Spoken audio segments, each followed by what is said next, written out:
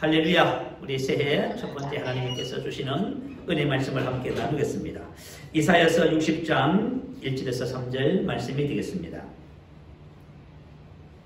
이사야서 60장 1절 3절 말씀을 우리 함께 찾으셔서 우리 한 목소리로 말씀을 합독합니다.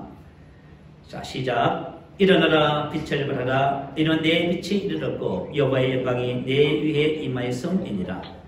보라, 어둠이 땅을 덮을 것이며 캄캄함이 만민을 가리려니와 오직 여호와께서 내 위에 임하실 것이며 그의 영광이 내 위에 나타나느니 나라들은 내 빛으로 왕들은 비치는 내 강명으로 나아오리라. 아멘.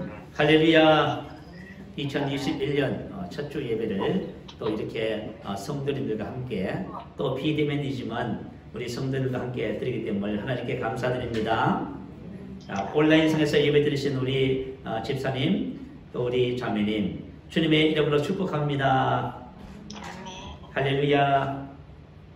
오늘 말씀 가운데 우리가 같이 은혜 받고 또 한 해를 어떻게 살아갈 것인가를 말씀을 통해서 우리가 도전을 받고 또 많은 열매 맺는 2021년 한 해가 될 줄로 믿습니다. 자, 2021년에도 교회를 향한 하나님의 한결같은 뜻은 일어나 빛을 발하는 것입니다. 일어나라, 빛을 발하라. 보라, 어둠이 땅을 덮을 것이며 캄캄함이 만민을 가려도 교회는 일어나서 빛을 발합니다. 아멘. 자, 우리 교회가 이 시대에서 빛을 발할 수밖에 없는 두 가지 이유가 있습니다. 자, 우리 두 가지 이유를 함께 살펴보면서 은혜를 나누고자 합니다. 그 첫 번째는 여호와의 영광이 임하였기 때문입니다. 자, 여호와의 영광, 하나님의 영광이 임했다는 것은 무슨 말일까요? 그것은 거룩하시고 전능하신 하나님께서 우리 사람과 교회와 함께 하신다는 뜻입니다. 구약 성경에 보면은 하나님께서는 사람을 통하여 일하시는 것을 보게 되어집니다. 자, 하나님께서 사람에게 하나님의 영을 부어주십니다. 그러자 그 사람은 일어나 빛을 발하기 시작합니다. 여호와의 영광이 강야에서 장인의 양을 치는 80세 연세가 드신 모세에게 임했습니다. 자, 그러자 모세의 어떠함과는 상관없이 모세는 일어나 빛을 발하기 시작합니다. 당시 애굽에서 노예생활을 하던 이스라엘 민족들은 어둠만이 그곳에 사는 그곳의 땅을 덮었고요. 그 이스라엘 민족 위에는 어둠이 그들을 가리었습니다. 그럼에도 불구하고 한 사람, 여호와의 영광이 임한 한 사람이 일어나 빛을 발하자 모든 상황을 변화시킵니다. 그들을 애굽의 노예에서 구원해내고 하나님의 거룩한 자유하는 백성으로 그들을 만드셨습니다. 영광이 하나님께서 그리고 여호수아에게 임하였지요. 하나님의 영광이 여호수아에게 임하자 여호수아는 이스라엘 민족을 이끌고 가나안 땅을 정복했습니다. 한 사람이 일어나 빛을 발하니까요, 민족에게 새로운 희망을 주는 놀라운 역사가 나타난 것입니다. 여호수아서 1장 5절에 보면 내 평생에 너를 능히 당할 자가 없으리니 내가 모세와 함께 있던 것 같이 너와 함께 있을 것임이니라 라고 여호수아에게 말씀하신 것입니다. 자, 이와 같은 모습이 바로 하나님의 영광이 임한 한 사람의 모습입니다.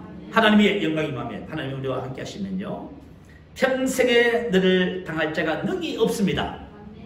우리를 당할 자가 없음을 말씀하고 있는 것이죠. 이것이 바로 하나님의 영광이 임한 하나님의 사람의 특별한 모습입니다. 자, 구약에서 일어나 빛을 발한 사람들을 한 사람 더 소개하고 싶어요. 자, 그 믿음의 사람은 바로 다윗입니다. 때는 이스라엘의 초대왕 사울이 이스라엘을 다스릴 때였습니다. 이스라엘의 남쪽 지중해 연해 지역에 사는 블레셋 족속이 이스라엘 땅을 침공해 들어왔습니다. 사울과 이스라엘 군인들은 엘라 골짜기에 진을 쳤다고 합니다. 그리고 골짜기를 사이에 두고요, 이 산 저 산에 블레셋과 이스라엘 군인들이 서로 대치하고 있었습니다. 자, 이때 블레셋 사람이 진영해서 싸움을 도두는 한 사람이 나왔다 하지요. 그 사람의 이름이 뭐지요? 골리앗. 근데 이 골리앗은 키가 6굽빗 한 뼘이랍니다. 다시 말하면 약 한 2m 90cm. 여러분 2m 90cm 한번 상상해 보세요. 그리고 그 사람은 머리는 노트를 썼고요. 그리고 그는 비닐로 된 갑옷을 입었는데요. 그 중수가 57.5kg였답니다. 다리에는 녹경감을 찾고요. 자, 창을 옆에다 메었는데 창자리는 배틀째 같고, 그리고 창날은 무게가 7kg이었다고 기록해놓고 있습니다. 자, 이것을 봤을 적에 골리앗은 어떤 사람이에요? 아마 대단한 용사 같습니다. 그 대단한 용사가 나와서 이스라엘 군대를 모욕하면서 매일 큰 소리 칩니다.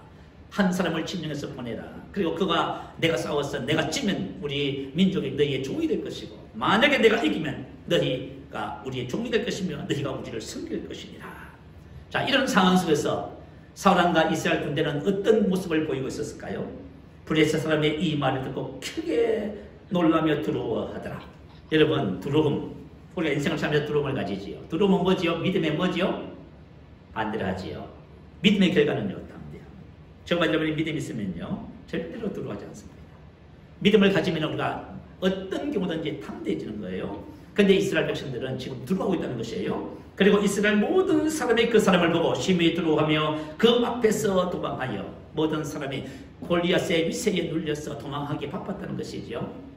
자, 이때 이스라엘에게 꼭 필요한 사람이 있다면 어떤 사람일까요? 여호와의 영광이 임한 사람, 하나님이 함께하는 사람이겠지요. 일어나 빛을 발할 사람이 지금 한 명도 없습니다. 여러분, 참 안타까운 현실이, 자, 이스라엘 사울왕과 그 많은 군인들이 있어도요, 이 골리앗을 상대해서 일어나 빛을 발할 사람이 한 사람도 없다는 것입니다. 이스라엘에 하나님의 계심을 나타낼 사람이 없는 것이에요. 우리 얼마 전에 코로나19 사태로 지금 문재인 대통령께서 우리 교계 지도자들을 불렀습니다. 그리고 물론 방역에 협조해달라는 부탁을 하기 위해서 불렀었겠지요. 그런데 안타까운 장면이 하나 있어요. 문재인 대통령이 뭐라고 했는지 아세요? 이것은 기도해봐야 소용이 없는 일입니다. 기도해봐야 소용없지요? 믿어봐야 소용없습니다. 그러니까 방역 잘 지켜야 된다 그 말이에요. 지금 어때요? 지금 우리 한국교회의 코로나 사태 앞에서, 그죠? 우리가 지금 어떤 모습을 가지고 있는지 한번 생각해 봐야 돼요. 기도도 소용없고 믿어도 소용없고, 그만 뭐 해야 돼요? 거리 잘 지키고 잘 따라서 순종하고 염려하고 그렇게 해야 되겠지요. 지금 이런 상황인 거예요. 지금 하나님의 백성인 이스라엘에 이런 상황이 전개되고 있는 거예요. 지금 이때에 어떤 사람이 필요해요? 이때에 이 상황을 돌파할 수 있는 사람이 필요한 것이지요. 이와 같은 상황에서 등장한 사람이 바로 누구예요? 다윗입니다. 그는 아직까지 나이가 20세가 되지 못해서 군대에 징집되지 못했어요. 아버지의 심부름으로 군대에 징집된 형들의 안부를 묻기 위해서, 알아보기 위해서 그 전장에 왔다가 이 광경을 목격했습니다. 다윗이 이 광경을 목격하고 첫 번째 말이 뭐예요? 사무엘상 17장 26절에 이 할례 받지 않은 블레셋 사람이 누구이기에 살아계신 하나님의 군대를 모욕하겠느냐. 아멘. 지금 세상의 모든 사람들이 교회를, 그죠? 모욕해도요, 일어나서 빛을 발하는 사람이 없어요. 지금. 이게 우리의 현실 안타까운 거예요. 자, 우리 2021년도에는 우리의 정체성을 발견하고 우리 일어나 빛을 발하십시다. 자, 할례 받은 자가 무슨 말입니까? 창세기 17장 10절 이하에 보면 할례는 하나님께서 아브라함과 그의 후손들과 맺은 언약입니다. 할례 받은 사람은 하나님과 언약을 통해서 하나님의 백성이 된 사람을 말합니다. 지금 다윗은 자신의 정체성을 고백합니다. 나는 하나님의 백성입니다. 할렐루야, 살아계신 하나님의 군대입니다라고 고백합니다. 하나님께서 어떤 하나님의 백성들에게 약속을 주셨을까요? 신명기 7장 21절 이하입니다. 너는 그들을 두려워하지 말라. 너희는 너희의 하나님 여호와 곧 크고 두려운 하나님이 너희 중에 계시니라. 아멘. 그들의 왕들은 내 손에 넘기시니. 그게 무슨 말이에요? 그들의 왕들 골리앗, 우리 인생의 삶의 문제들을 우리 손에 넘기셨습니다. 그래서 갈렙이 뭐라고 고백했습니까? 그들은 우리 뭐라고요? 말이다. 자, 우리가 인생의 삶을 살면 이렇게 우리 고백할 수 있을까요? 이건 할례 받은 사람만이 할 수 있는 고백입니다. 자, 그들의 왕들을 내 손에 넘기시리니 너는 그들의 이름을 천하에서 제하여 버리라. 너를 당할 자가 없다. 그들을 진멸하라. 아멘. 저와 이름을 당할 자가 없습니다. 이 약속의 말씀들이 바로 할례 받은 자에게 주신 언약입니다. 자, 다윗은 자신의 정확한 정체성 안에서 믿음을 고백하고 있습니다. 우리가 인생의 삶을 살면서 여러분이 어떤 문제에 부딪혔을 때 여러분이 하나님의 말씀을 따라 믿음을 고백한다면 여러분은 믿음의 사람이에요. 다윗이 드디어 사울왕 앞에 섰습니다. 다윗이 사울왕에게 이렇게 말합니다. 그로 말미암아 사람이 낙담하지 말 것이라 주의 종이 가서 저 블레셋 사람과 싸우리이다. 그런데 사울왕이 다윗의 이 말을 듣고 어떻게 했는지 아세요? 말렸습니다. 야, 근데 아스라, 너는 아이고 그는 어릴 때부터 용사이니라. 그러자 다윗이 자신의 간증을 합니다. 여러분, 간증이 뭐예요? 살아있는 신앙입니다. 여러분이 간증이 있다면 여러분 살아있는 신앙을 갖고 있어요. 여러분이 말씀에 따라 여러분이 간증이 많다면 간증이만 여러분 살아있는 신앙을 갖고 있어요. 근데 나는 이렇게 오래 예수를 믿어도 간증이 없습니다. 여러분, 믿음이 적은 거예요. 오늘날 우리의 신앙의 문제가 뭐냐면 간증이 없다는 거예요. 근데 다윗이 뭘 해요? 간증을 말합니다. 어떤 간증을 말해요? 주의 종이 아비의 양을 칠 때에 사자와 곰이 와서 그 새끼를 물면은 내가 쫓아가서 그 입에서 내 어린 양의 새끼를 건져내었고, 만약에 사자와 곰이 나를 해치려고 덤벼들면 내가 그 수염을 잡고 어떻게 했다고요? 그를 쳐서 죽였습니다. 주의 종이 아버지의 양을 친 사자와 곰을 쳤은즉 살아계신 하나님의 군대를 모독한 이 할례받지 않는 블레셋 사람도 그 짐승처럼 될 것입니다 라고 고백합니다. 자, 살아계신 하나님의 군대를 모욕한 이 할례받지 않는 블레셋 사람. 자, 여러분, 이 고백 속에서 여러분 뭘 발견하세요? 하나님의 말씀을 고백하고 있잖아요. 정말 여러분이 어떤 상황과 문제 앞에서 하나님의 말씀을 고백하는 것이 핵심이에요. 또 다시 이렇게 말합니다. 여호와께서 나를 사자의 발톱과 곰의 발톱에서 건져 내셨은즉 나를 이 블레셋 사람의 손에서도 건져 내리이다. 자, 다윗의 간증과 이 말을 들은 사울이 다윗에게 말합니다. 가라. 야, 어떻게 그죠? 가라 할 수 있을까요? 이 어린애 보고 그 용사를 상대해서 가라는 겁니다. 왜 가라 했을까요? 여호와께서 너와 함께 계시기를 원한다. 다윗의 간증을 통해서 사울이 뭘 발견했어요? 여호와와 함께 한 사람을 발견했어요. 사울도 처음에는 하나님의 영광이 임했습니다. 하나님의 영이 임하여 하나님이 함께한 사람이죠. 그런데 사울에게서 여호와의 영이 떠남으로 그는 지금 현 상황 속에서 두려워하고 있습니다. 다윗의 간증을 통해서 어린아이지만 하나님이 함께하는 것을 봤습니다. 자, 그렇다면 여러분, 하나님이 함께한다는 것이 뭘까요? 그것은 바로 하나님의 힘으로 산다, 그 말이에요. 여러분, 하나님과 함께한다는 것은 우리가 하나님의 힘으로 사는 백성이다, 그 말이에요. 그런 사람을 이 세상에 당할 자가 없습니다. 골리앗이라 할지라도 다윗을 당할 수가 없습니다. 드디어 다윗이 막대기를 손에 잡고, 손에 막대기를 가지고요, 시내에서 매끄러운 돌 5개를 골랐습니다. 그리고 그것을 목자의 제구 주머니에 넣고, 그리고 물매를 가지고 골리앗 앞으로 나아갔습니다. 여러분 생각에는 어때요? 무모한 같지요? 교만함입니까? 그렇지 않아요. 다윗은 하나님의 힘으로 사는 사람이지요. 시편 18편 1절에 보면 다윗이 이렇게 고백합니다.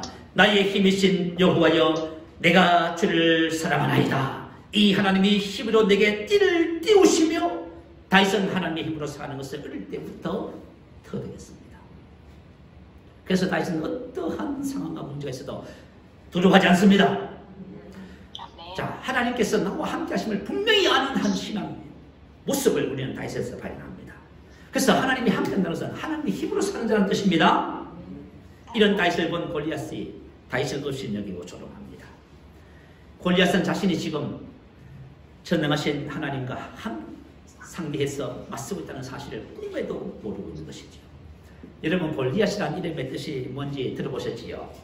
어떤 사람이 골리앗이라는 이름을 이렇게 해석했습니다. 골리앗. 다윗을 골리다가 매끄러운 돌 한 방에 맞고 하고 끝나버린 사람. 그게 골리앗이라고 해요. 어떻게 보면 이름을 참 잘 해석한 것 같지요? 야, 두 사람의 결투의 결과는 이미 정해져 있습니다. 왜 정해져 있습니까? 하나님께서 골리앗을 다윗의 손에 넘겨주셨고, 다윗은 그의 이름을 천하에서 제하여 버렸습니다. 하나님 말씀하셨잖아요. 그 왕들을 두려워하지 말라. 왕들을 내 손에 붙이니 그의 이름을 천하에서 제하여 버리라. 너를 당할 적 없으니 그들을 뭐하라고? 진멸하라 하셨지요. 여러분, 우리의 믿음의 삶이라는 것이 뭘까요? 하나님의 말씀을 통해서 결과를 내는 사람입니다. 여러분, 2021년도는 하나님의 말씀을 통해서 반드시 우리가 그 말씀에 합당한 열매와 결과를 내야만 합니다. 그것을 가지고 믿음의 삶이라고 얘기하는 겁니다. 자, 오늘 성찬 예식을 가지면서 성찬의 의미를 살펴보겠습니다. 자, 성찬이 뭘까요? 2021년 첫 주일 성찬 예식을 가지는 날이지요. 성찬이 바로 언약입니다. 자, 성찬은 언약. 자, 우리 누가복음 22장 17절 20절 한번 찾아보십시다. 누가복음 22장입니다. 자, 성경을 여러분들이 한번 찾아보시기 바래요.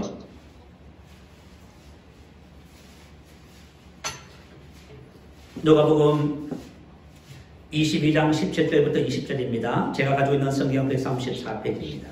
자, 우리 한번 교독할까요? 제가 17절 말씀을 먼저 받들어 합니다. 이에 잔을 받으며 감사 기도하시고 이르시되 이것을 갖다가 너희끼리 나누라.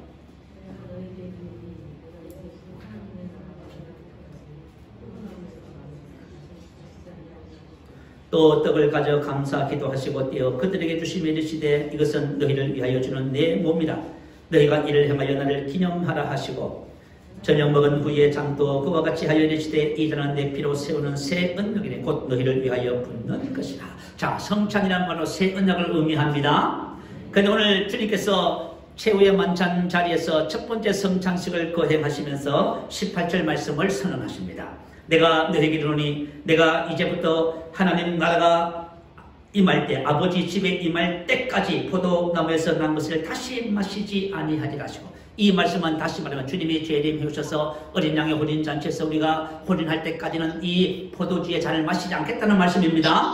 자, 이 예수님의 이 선언은 당시 갈릴리 지방에서 있었던 약혼식에서 신랑이 신부에게 한 선언입니다.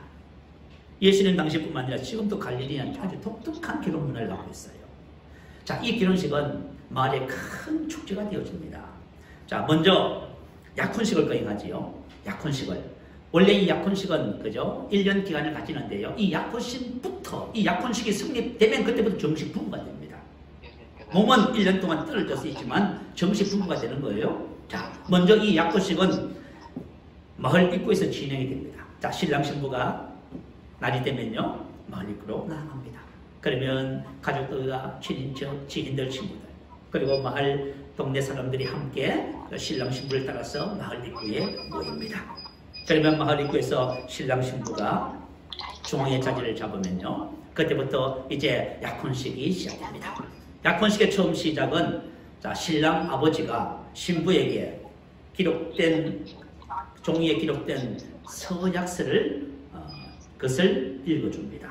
이 서약서는 무엇이냐면요, 이 서약의 내용은 신부에게 주어진 약속입니다. 자, 이런 약속들을 신부에게 줘요. 그러면 신부가 이 서약서에 동의하면 이제 신랑 쪽에서요, 신부의 아버지에게 지참금을 드립니다. 이 지참금은 뭐냐면요, 보험과 같은 것이라고 해요. 다시 말하면 혹시 신랑이 잘못되면은 신부 아버지가 신부를 위해서, 자기 딸을 위해서 이 돈을 쓸 수 있도록 하는 지참금을 이렇게 준다고 해요. 자, 그리고 나면은 이제 신랑 신부가 서로 예물을 교환합니다. 그때 이제 신랑이 신부에게 최고의 값진 예물을 이제 선물을 하는 거예요. 그런 다음에 이제 신랑이 신부에게 청혼을 정식으로 합니다. 이제 가장 중요한 순간이지요. 신랑이 미리 준비된 포도주 주전자에 기 한 잔을 가지고 포도주를 이렇게 다 따릅니다. 이것을 다 따른 다음에요, 그것을 사랑과 존중과 기쁨으로 신부에게 건넵니다. 그러면 신부가 그 잔을 받겠지요. 근데 신부가 그죠? 이 모든 과정 속에서 정말 마음이 흡족해서 남자의 청혼을 받아들일 때에 뭘 해요? 이 포도주 잔을 마십니다. 근데 만약에 이 청혼을 받아들이지 않으면요, 이 잔을 마시지 않고 거절합니다. 그래서 이 결혼식에서 청혼의, 남자의 청혼에 대한 마지막 결정권은 여자에게 있는 것이에요. 그래서 만약에 잔을 마시지 않고 다시 신랑에게 주면은 그것은 파혼이 되고 마는 것입니다. 그리고 나서 여자가 포도잔을 마시고요, 남자에게 다시 건넵니다. 그리고 남자가 이제 마시게 되면요, 결혼이, 약혼이 성사가 되는 것이지요. 신랑이 신부로부터 포도주 잔을 받아 들고 큰 소리로 선포합니다. 18절 예수님 하신 것처럼. 내 아버지 집에서 당신과 새 포도주를 마시기 전까지 이 잔에 든 것을 마시지 않겠소. 여러분, 약혼식을 마치고 나서 각자의 아버지 집으로 헤어집니다. 그리고 1년 동안 준비를 하면서요, 준비가 다 끝나면은 이제 신랑이 아내를 신부될 사람을 집으로 아버지 집으로 모시고 와서 결혼 예식을 진행하는 그걸 얘기하고 있는 거예요. 자, 그렇다면은 이 말이 왜 엄청난 선포인가 하면, 자, 지금 최후의 만찬 자리에서 갈릴리 출신 12명의 제자들을 앞에 놓고 포도주를 따라서 잔을 돌린 다음에 뭘 해석해요? 신랑이 신부에게 외쳤던 이 선포를 지금 제자들이 하고 있는 것이지요. 자, 뭐라고 말해요? 내가 이제부터 하나님 나라가 임할 때까지 포도나무에서 난 것을 다시 마시지 아니하리라. 12명의 제자들은 지금 이 성찬식이 무엇을 의미하는지를 너무나 잘 알고 있어요. 자, 베드로는 결혼했습니다. 결혼하면서 약혼식을 했겠지요. 지금 예수님이 하신 것처럼 똑같이 자기가 자기 입으로 말하는 거예요. 신부에게. 그죠? 그래서 지금 이 성찬식은 바로 예수님과 우리의 약혼식을 말하고 있는 겁니다. 결혼 예식을 말하고 있는 거예요. 그래서 이것은 일종의 언약입니다. 언약을 맺는 거예요. 그래서 저와 여러분, 예수님은 우리의 신랑이 되시지요. 저와 여러분은요, 그분의 신부가 됩니다. 그래서 오늘 여러분, 우리가 성찬을 통해서, 우리 예수를 믿지만 우리가 성찬을 통해서 올 2011년도 이 시간에 함께 성찬의 잔을 함께 대야 합니다. 그것은 무슨 말이에요? 저와 여러분이 성찬을 통해서 다시 그때의 상황을 기억하면서 예수님과 우리의 관계를 다시 재확인하는 것입니다. 성찬의 포도주잔을 마시면서 주님과 나는 하나가 되어집니다. 자, 예수님께서 포도주의 잔을 따라서 제자들에게 나누어주자 그들이 드디어 마셨습니다. 이제 신랑 대신 예수님께서 이 잔을 받아 약혼이 성사되었을 적에 신랑이 한 선포를 지금 그 자리에서 하고 있는 것입니다. 자, 지금 예수님은 제자들과 이 성찬식을 통해서 지금 무엇을 하고 있어요? 언약을 맺고 있습니다. 언약을 성찬합니다. 이제 예수님과 제자들은 뭐예요? 포도주를 함께 마심으로 둘이 아니라 하나가 됩니다. 오늘 20절 그러지요. 이 잔은 내 피로 세운 새 언약이다. 이렇게 말씀하시죠. 이제 예수님과 제자들은 정식으로 뭐가 돼요? 하나가 됩니다. 여러분, 결혼이 뭐예요? 남자가 부모를 떠나서 그 여자와 가야 하나가 되는 것이죠. 그래서 에베소서에는 결혼과 하나님과 교회의 비밀을 그렇게 설명해 주고 있습니다. 그래서 저와 여러분, 성찬은 하나의 놀라운 비밀이 그 안에 담겨져 있는 거예요. 자, 요한복음 6장 56절 57절 말씀 올려주세요. 성찬이 의미하는 내용이 한번 읽어보십시다. 시작. 내 살을 먹고 내 피를 마시는 자는 내 안에 거하고 나도 그의 안에 거하나니 살아계신 아버지께서 나를 보내심에 내가 아버지로 말미암아 사는 것 같이 나를 먹는 그 사람은 나로 말미암아 살리라. 내 살을 먹고 내 피를 마시는 자는 내 안에 거하고 나도 그의 안에 거하나니. 성찬식은 뭐예요? 하나됨이죠. 성찬식은 하나됨과 새로운 삶의 시작을 말씀하고 있습니다. 오늘 저와 여러분의 성찬식을 가질 때 이것을 기억하셔야만 합니다. 신랑 대신 우리 주님께서 우리에게 주시는 잔을 받아서 마시면서, 자, 우리는 예수님의 청혼을 어떻게 해요? 받아들인 것이죠. 그것을 기억하는 거예요. 이렇게 예수님의 청혼을 받아들일 때 새 언약 안에서 지금부터 우리는 무슨 삶이 돼요? 새로운 삶이 시작됩니다. 여러분, 이것을 기억하셔야 돼요. 저와 여러분, 이제 새로운 삶이 시작되는 거예요. 지금 예수님과 함께 언약을 맺으면서 우리는 이제는 그죠? 신랑 대신 예수님의 재림을 기다리는 신부로서의 삶을 새롭게 시작하는 것입니다. 그분은 요한복음 14장에 기록한 것처럼 내가 처소를 예비하면 내가 다시 와서 나의 곳에 너희를 있게 하리라 약속하신 그 말씀을 이루기 위해서 가신 거예요. 이제 우리에서 처소를 예비하면 주님이 다시 오십니다. 그때 우리는 정식으로 어린 양의 혼인잔치에서 결혼식을 거행할 거예요. 우리가 이 땅에 사는 동안에는 이제는 그것을 바라보면서 새로운 삶을 사는 것이 바로 저와 여러분의 성찬식의 영적인 의미가 됩니다. 저와 여러분의 새로운 삶은 뭘까요? 신랑 대신 예수님과 하나가 되었습니다. 이 말은 하나님의 영광이 저와 여러분에게 임했습니다. 여러분, 이제는 주님과 우리는 둘이 아닌 완전한 하나입니다. 요한복음 17장 22절 23절을 기록해요. 내게 주신 영광을 내가 그들에게 주었으니 곧 내가 그들 안에 있고 아버지께서 내 안에 계시어 온전함을 이루어 하나가 되게 하려 합니다. 자, 우리 주님께서 이 성찬의 언약을 통해서 우리 안에, 우리가 주님 안에 하나가 되어서 그분의 영광의 축복을 선물로 받았습니다. 여호와의 영광이 임했습니다. 오늘 말씀하시죠, 본문에. 일어나라, 빛을 발하라. 이는 여호와의 영광이 내 위에 임하였다 말씀하시죠. 오늘 저와 여러분에게 여호와의 영광이 임했습니다. 자, 여호와의 영광이 임한 우리의 삶의 모습이 어떨까요? 그 뒤에 나옵니다. 아버지께서 나를 보내신 것 같이 또 나를 사랑하신 것 같이 그들도 사랑하심을 세상으로 알게 하려 함이로소이다. 아버지께서 나를 보내신 것과 또 나를 사랑하신 것 같이 그들도 사랑하심을 세상으로 알게 하려 함이로소이다. 아멘. 저와 여러분이 일어나 빛을 발할 때 세상이 우리 안에 있는 예수님을 발견하는 겁니다.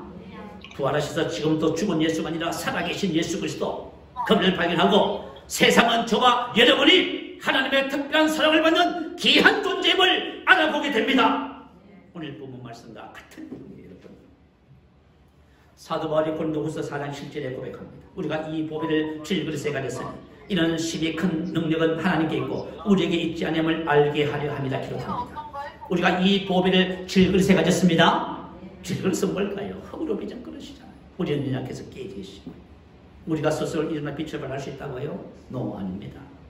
일어나 빛을 발할 수 있는 것은 여호와의 영광이 임해서 그렇습니다. 내 안에 계신 나의 신랑 되신 예수 그리스도 때문입니다. 우리는 이 보배를 질그릇에 가졌습니다. 능력의 힘이 큰 것이 우리 안에 있지 않고 우리 안에 있습니다. 우리가 아니라 우리 안에 계신 예수 그리스도, 그분이 바로 우리의 능력이 되십니다.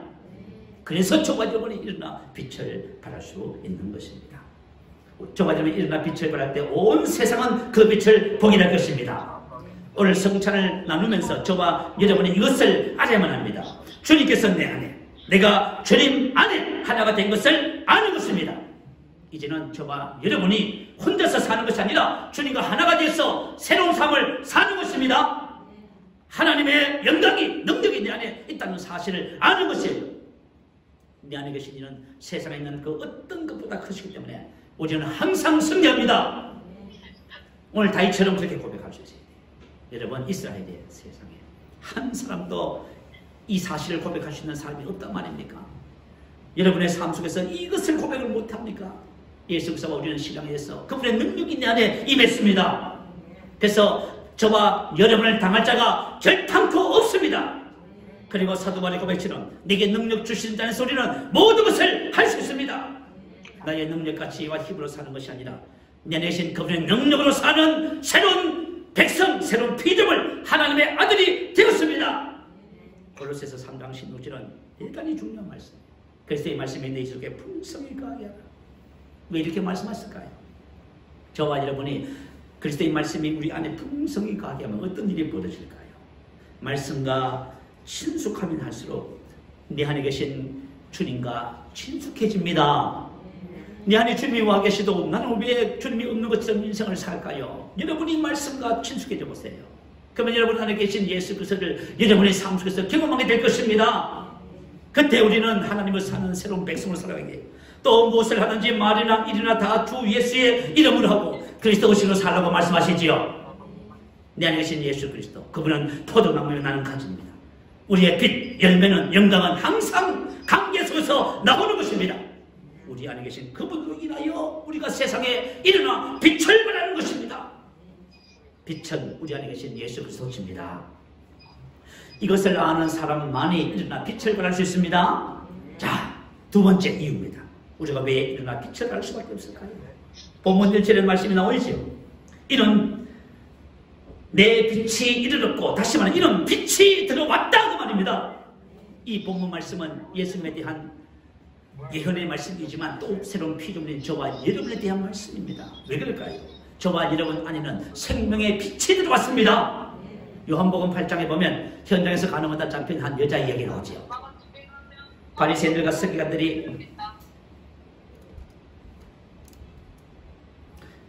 서기관들이 한 여자를 끌고 왔습니다. 현장에서 가늠하다 잡혔답니다. 모세의 율법에는 이 여자를 돌로 치라 하였거늘 당신은 어떻게 하겠습니까?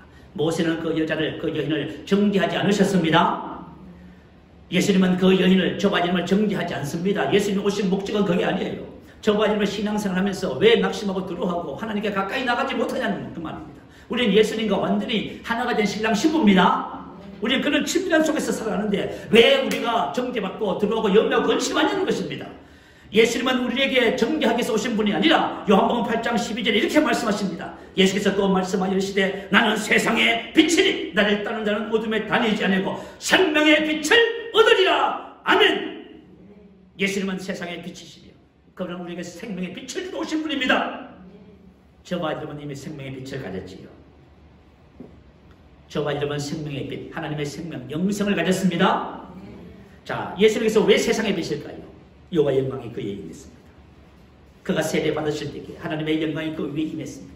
하나님의 영이 비를같이 맺지요. 그리고 예수님은 이 땅에 뭘 가져오셨어요? 하나님의 생명을 가져오셨지요. 아버지께서 자기 속에 생명이 있음같이 아들에게도 생명을 주어 그 속에 있게 하셨고 이 생명은 바로 저의 하나님의 생명입니다. 자, 그래서 예수님은 이 세상의 빛이시면서 예수님께서 일어나 빛을 발하는 것은 당연합니다. 예수님은 어둠에 다니는 이 여인에게 무엇을 약속하고 있어요? 생명의 빛을 얻으리라. 예수님은 빛을 주실 수 있습니다. 예수님께서는 앞을 보지 못하는 소경에게 뭐라고 말씀하세요? 내가 세상에 있을 동안에는 세상의 빛이라 하시면서 그 소경의 눈을 뜨게 하셨습니다. 세상의 빛이기 때문에 사람들에게 빛을 비추고 그 사람들을 빛으로 이끌 수가 있으셨던 것입니다. 그렇다면 이제 그 빛은 뭘까요? 여러분 2021년도 그 빛은 저와 여러분입니다. 저와 여러분이 지금 주님과 함께 주님을 대신하는 빛이라는 사실을 기억하셔야 돼요. 우리는 예수 그리스도를 영접하기 전까지는 어둠이었습니다. 현장에서 가늠하다 잡힌 이 한 여인처럼 정죄받을 수밖에 없는 한 이 여인처럼 저와 여러분도 전에는 어둠이었습니다. 그래서 똑같이 정죄감 속에 살았어요. 열등감, 우울감 속에서 살았지요. 그러나 이제는 아닙니다. 이제는 우리가 주님 안에서 빛이 된 것입니다. 생명의 빛을 받아들였잖아요. 에베소서 5장 8절에 말합니다. 너희가 전에는 어둠이든 이제는 주 안에서 빛이라. 생명의 빛, 영생을 가졌습니다. 빛의 자녀들처럼 행하라 말씀하십니다. 이 말은 무슨 말이에요? 빛의 자녀들처럼 행하라. 이 말은 일어나 빛을 발하라는 말씀입니다. 저와 여러분 어떻게 빛을 발할 수 있을까요? 저와 여러분이 빛을 발할 수 있는 것은 빛의 자녀들처럼 행하면 됩니다. 어떻게 행해요? 빛의 자녀들처럼 행하시면 된다 그 말이에요. 여러분 빛의 자녀니까 빛의 자녀들처럼 행하면 되지요. 뭘 어려워요? 저와 여러분은 빛이기 때문에 빛의 자녀들처럼 행할 수 있습니다. 이 행하라는 말은 페리파테오라고 하는 단어입니다. 중성적 의미의 단어를 했지요. 무엇이 인간의 존재와 행위를 지배하느냐에 따라 생활 방식과 특성과 형태가 달라진다는 것입니다. 만약에 저와 여러분이 내가 빛인 것을 모르고 어둠 가운데 있잖아요. 어둠이라 생각하잖아요. 그만 어둠이 여러분을 지배해요. 왜 우리가 어둠 가운데 살아가요? 왜 연약함과 문제 속에서 살아갑니까? 본인의 어둠이라 생각하는 거예요. 저와 여러분은 빛입니다. 내가 빛인 것을 알면, 내가 생명의 빛을 가졌다는 사실을 알면 어떻게 돼요? 그 생명의 빛이 우리를 주장하게 돼 있어요. 그럴 때 우리는 일어나 빛을 발하게 됩니다. 저와 여러분이 일어나 빛을 발하는 것은 내가 이 세상에 빛으로 왔다는 사실을 아는데 그 답이 있어요. 예수님께서 제자들에게 말씀하시죠. 너희는 세상의 빛이라. 이같이 너희 빛을 사람 앞에 비치게 하라. 이렇게 말씀합니다. 왜 사람들 앞에 빛을 비춰요? 빛이기 때문에요. 우리 안에 있는 생명의 빛, 사람들에게 비칠 수 있습니다. 근데 저와 여러분이 만약에 나의 정체성을 알지 못하면, 내가 이 세상에서 생명의 비침을 알지 못하면, 정체성을 알지 못하면 빛을 비출 수가 없어요. 내가 빛이라고 하는 진리를 알 때 내 안에 있는 생명의 빛이 저와 여러분을 통해서 세상에 비치게 되는 것입니다. 예수님은 항상 이렇게 말씀하십니다. 나는 세상의 빛이다. 자, 여러분 한번 고백할까요? 나는 세상의 빛입니다. 왜 빛입니까? 여러분 생명의 빛, 하나님의 생명의 빛을 가졌잖아요. 여러분은 하나님의 영광을 가졌잖아요. 저와 여러분이 비칠 수밖에 없는 두 가지 이유가 분명히 있습니다. 그것은 바로 나는 생명의 빛을, 하나님의 생명을 가졌습니다. 그리고 여호와의 영광이 하나님의 성령이 나와 함께하고 계십니다. 이것이 바로 빛을 발하는 분명한 이유가 됩니다. 요한복음 6장 53절 57절 말씀, 자 올려주세요. 우리 이 말씀을 한 목소리와 함께 읽어보겠습니다. 자, 우리 영상으로 예배를 드리시는 우리 성도님들도 요한복음 6장 53절 57절 말씀을 자, 펴보세요. 자, 다 찾으셨으면 우리 한 목소리로 같이 합독합니다. 예수께서 이르시되 내가 진실로 진실로 너희에게 이르노니 인자의 살을 먹지 아니하고 인자의 피를 마시지 아니하면 너희 속에 생명이 없느니라. 내 살을 먹고 내 피를 마시는 자는 영생을 가졌고 마지막 날에 내가 그를 다시 살리리니 내 살은 참된 양식이요 내 피는 참된 음료로다. 내 살을 먹고 내 피를 마시는 자는 내 안에 거하고 나도 그의 안에 거하니 살아계신 아버지께서 나를 보내심에 내가 아버지로 말미암아 사는 것 같이 나를 먹는 그 사람도 나로 말미암아 살리라. 아멘. 여러분, 우리 오늘 가지는 이 성찬이 무엇을 말해주고 있어요? 새로운 삶을 말해주잖아요. 그리스도 안에서 주님과 하나로 연합해서 우리가 새로운 삶을 사는데 그 삶이 뭐예요? 일어나 빛을 발하는 사람입니다. 왜요? 영생을 가졌잖아요. 내 살을 먹고 내 피를 마신 자는 영생을 가졌습니다. 가질 것이 아닙니다. 여러분 이미 가졌습니다. 여러분 안에는 여러분의 생명이 아니라 하나님이 주신 생명을 가지고 있습니다. 이것은 하나님의 생명이요 하나님의 생명과 본성과 능력입니다. 우리는 이 생명이 바로 빛입니다. 여러분 우리 자신에게 빛이 없어요. 그러나 우리가 그리스도 안에서 받은 이 생명은 바로 세상의 빛입니다.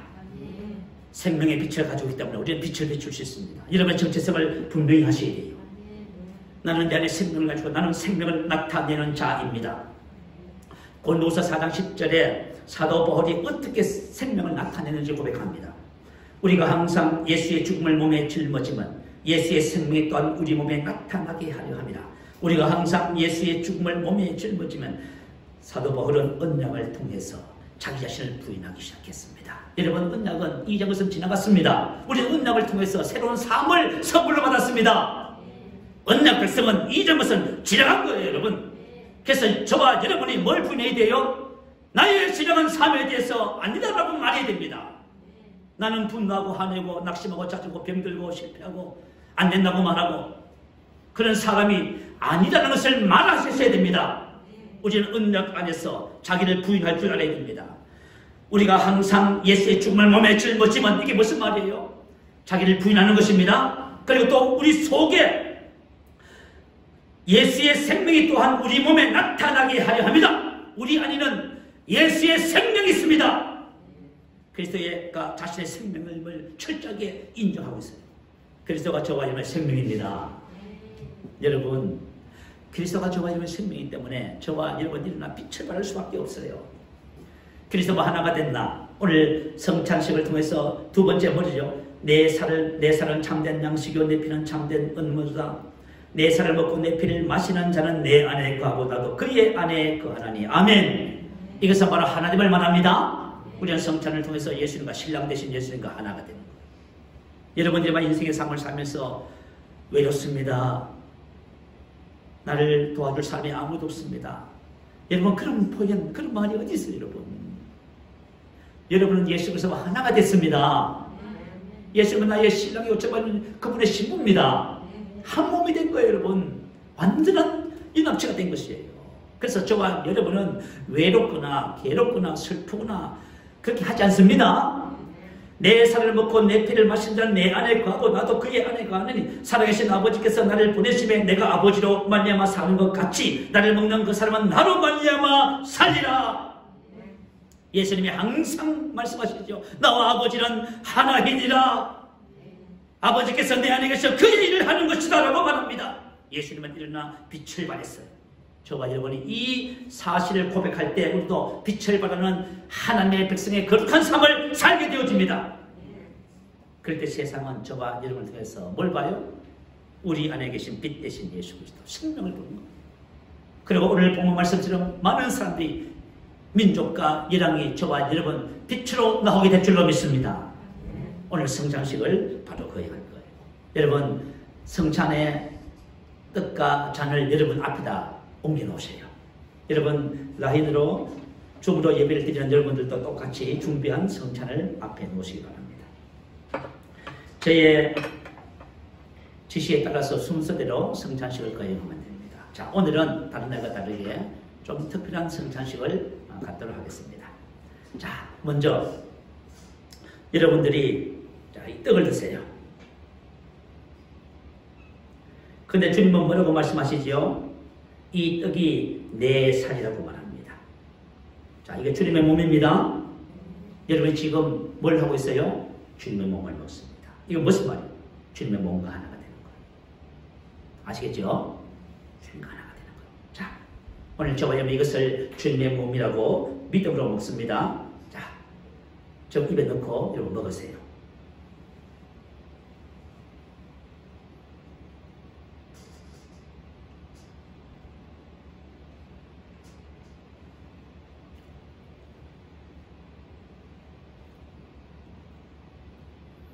다 드셨으면은 이제 잔을 드세요.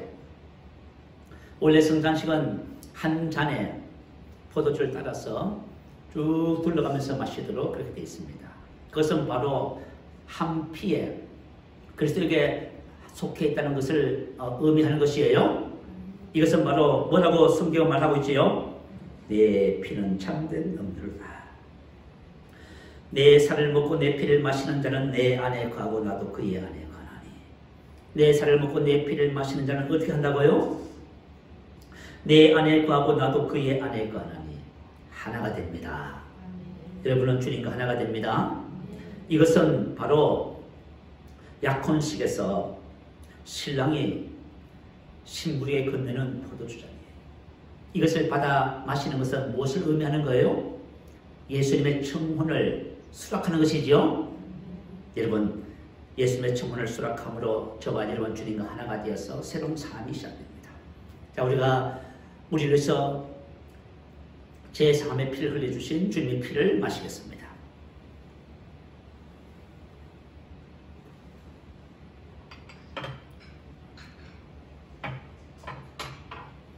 살아계신 아버지께서 나를 보내심에 내가 아버지로 말미암아 사는 것 같이 나를 먹는 그 사람도 나로 말미암아 살리라. 여러분, 우리가 주님과 영적으로 하나가 되어서 이제는 저와 여러분 주님을 바라보면서 사는 자가 되었습니다. 우리는 주님의 힘으로 사는 세상의 빛이 되었습니다. 우리에게 영생이 주어졌고 하나님의 영광이 임했습니다. 여러분, 이 사실을 꼭 명심하세요. 여러분, 이를 우리가 첫째 주부터 시작해서 2021년이 마치는 그 순간까지 저와 여러분이 이것을 꼭 기억하셔야만 합니다. 나는 주님의 청문회, 나는 그 혼인 청문회 수락을 했고 나는 주님과 하나가 되어서 새로운 삶을 삽니다. 나의 2021년은 완전히 새로워집니다. 나는 생명의 빛이며 나는 주와 여호와의 영광을 통해서 이 땅에 예수 그리스도를 나타내는 자입니다. 이런 믿음의 고백이 여러분의 고백이 되시길 축복합니다. 자, 우리 한번 말씀을 생각하면서 기도하겠습니다. 여러분 기도하실 때에 오늘 이 성찬의 의식을 잘 생각하세요. 성찬이 무엇을 의미하는지를 잘 되새기시고 저와 여러분이 주님과의 새로운 언약을 기억하는 거예요. 그 언약 속에서 우리가 살아갈 새로운 삶에 대한 저와 여러분 정확한 이해를 가지시고 사시면 합니다. 그리고 여러분, 저와 여러분 이 세상의 빛이라는 사실을 고백하셔야 돼요. 하나님 감사합니다. 내가 세상의 빛으로서 주님처럼 빛을 비추며 어둠에 있는 사람들을 빛으로 인도하겠습니다. 우리 할렐루야 한번 크게 부르시고 말씀을 생각하며 기도합니다.